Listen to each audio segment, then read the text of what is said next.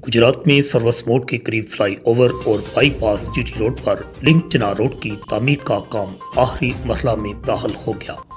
ये फ्लाईओवर पुराने GT road service mode Swedish college के सामने से शुरू होकर रेलवे लाइन क्रॉस करके जीटी रोड बाईपास पर उतरेगा। ये फ्लाईओवर 750 मीटर यानी 1 किलोमीटर तवील होगा। वहां से 6 किलोमीटर डबल रोड बनाने के मंसूबा पर भी काम शुरू कर दिया गया है। ये लिंक रोड चनापुल के चौक से आने वाली ज़ेरे तमीर 30 किलोमीटर तवील समा डिंगा शाहरा से जाकर मिलेगी।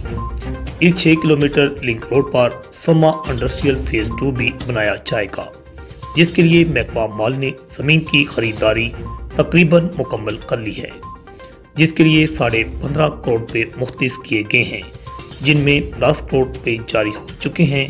सरकारी ज़राए के मुताबिक फ्लाई ओवर के लिए 32 कनाल ज़मीन और लिंक रोड के लिए 37 एकड़ अराजी खरीदने का अमल जारी है।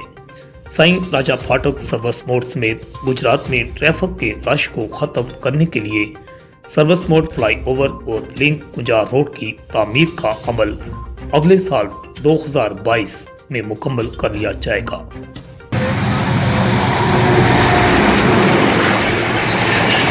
रिपोर्ट आकाश न्यासी, अल हिजाज न्यूज़, गुजरात।